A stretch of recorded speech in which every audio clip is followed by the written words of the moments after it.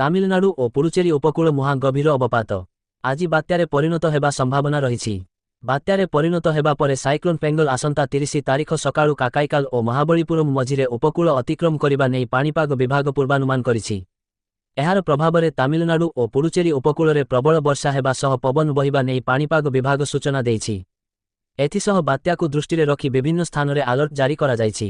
ସତର୍କତା ଦୃଷ୍ଟିରୁ ଆଜି ପୁଡୁଚେରୀରେ ସମସ୍ତ ସ୍କୁଲ ଛୁଟି ଘୋଷଣା କରାଯାଇଛି। ବିମାନ ଉଡ଼ାଣ ମଧ୍ୟ ପ୍ରଭାବିତ ହୋଇଛି। ସେପଟେ ସମ୍ଭାବ୍ୟ ବାତ୍ୟା ପ୍ରଭାବ ଯୋଗୁଁ ଦକ୍ଷିଣ ଭାରତ ସମେତ ଅନେକ ରାଜ୍ୟରେ ପ୍ରବଳ ବର୍ଷା ହୋଇଥିବା ଦେଖିବାକୁ ମିଳିଛି। ବାତ୍ୟା ଯୋଗୁଁ ତାମିଲନାଡୁର ସମୁଦ୍ର କୂଳରେ ବଡ଼ ଲହର ଉଠୁଛି। ତାମିଲନାଡୁର କୁଡାଲୋର, କରାଇକାଲ, ଆଥିରାମପାଟ୍ଟିନମ୍, ପାରଙ୍ଗିପେଟ୍ଟାଇ, ମିନାମ୍ବକମ୍ ସମେତ ତାମିଲନାଡୁର ଅନେକ ଜିଲ୍ଲାରେ ପ୍ରବଳ ବର୍ଷା ହୋଇଛି। ସ୍କାଇମେଟ୍ ପାଣିପାଗ ଅନୁଯାୟୀ ବଙ୍ଗୋପସାଗରରେ ସୃଷ୍ଟି ହୋଇଥିବା ଯୋଗୁଁ ଶ୍ରୀଲଙ୍କାର ଅନେକ ସ୍ଥାନରେ ବର୍ଷା ହୋଇଛି। ଜାଫନା ଏବଂ ମୁଲାଇତିଭୁରେ ପ୍ରବଳ ବର୍ଷା ହୋଇଛି। ଏହି ସମୟ ମଧ୍ୟରେ ତାମିଲନାଡୁରେ ମଧ୍ୟ ବର୍ଷା ଦେଖାଯାଉଛି। ତେବେ ଓଡ଼ିଶାରେ ବାତ୍ୟାର କୌଣସି ପ୍ରଭାବ ଦେଖିବାକୁ ମିଳିବ ନାହିଁ ବୋଲି ପାଣିପାଗ ବିଭାଗ ସୂଚନା ଦେଇଛି। ମୟୂରଭଞ୍ଜ ଜିଲ୍ଲା କରଞ୍ଜିଆରୁ ବି. ଦିବ୍ୟେନ୍ଦୁ ଶେଖର ଅଙ୍କ ରିପୋର୍ଟ।